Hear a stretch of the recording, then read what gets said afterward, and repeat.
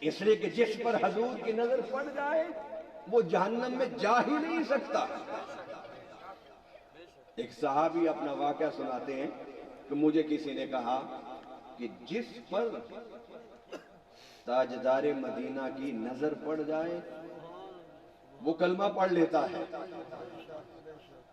یا جو ان کو دیکھ لے وہ بھی کلمہ پڑھ لیتا ہے۔ تو کہنے لگے کہ میں نے کہا کہ اب کیا کیا جائے کہ میں کہیں اپنے آباء و اجداد کے دین پر چھوڑ بیٹھوں؟ تو انہوں نے ارادہ کیا کہ میں خودکشی کرتا ہوں۔ خودکشی کے لیے پہاڑ پر چڑھے، چھلانگ لگائی، آنکھیں بند تھی کہ اب یہ زمین پر گرا اور پٹک کے مر جاؤں گا۔ تھوڑی دیر کے بعد کیا دیکھتے ہیں کہ چھلانگ لگائی تھی میں نے مرنے کے لیے، لیکن تھوڑی دیر کے بعد زمین پر صحیح سلامت کھڑے ہیں۔ کہتے ہیں ایسے لگا مجھے کہ کسی نے مجھے اپنے ہاتھوں پر اٹھا کے زمین پر اتار دیا ہے، کیونکہ عقیدہ ان کا بن چکا تھا، یہ یقین ہو گیا تھا کہ آقا کی نظر جس پر پڑ جائے وہ کلمہ پڑھے بغیر رہ ہی نہیں سکتا۔ اب انہوں نے خودکشی کا دوسرا راستہ اختیار کیا، آگ جلائی اور اس میں چھلانگ لگا دی۔ انہیں کیا خبر تھی کہ یہ تو چھوٹی سی آگ ہے، اس میں آپ چھلانگ لگا رہے ہیں۔ نار نمرود جس کی چھ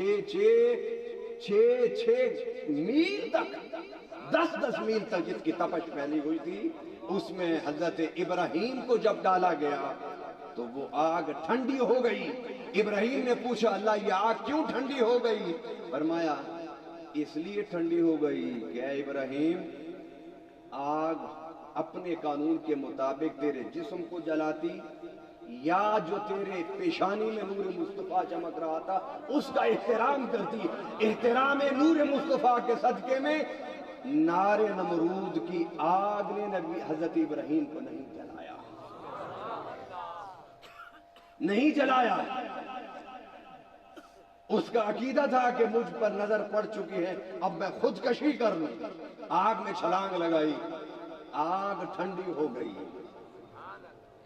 ارے جس پر مصطفیٰ کی نظر پڑ جائے وہ کافر ہی کیوں نہ ہو، اگر اس کا یقین ہے کہ نبی کی نظر جس پر پڑ جائے اسے آگ نہیں جلاتی، تو آگ نے نہیں جلایا۔ انہوں نے پھر خودکشی کی کہ میں پانی میں، کسی گہرے پانی میں چھلانگ لگا کے، سمندر میں کسی نہر میں چھلانگ لگا کے مر جاؤں۔ چھلانگ لگائی، سمندر کے مچھلیوں نے انہیں اپنی پشت پر بٹھا کے کنارے پر چھوڑ دیا۔ بڑے پریشان تھے، سوچ رہے تھے کہ اب کیا کروں، کیسے مروں۔ تو غیب سے فرشتے نے آواز دی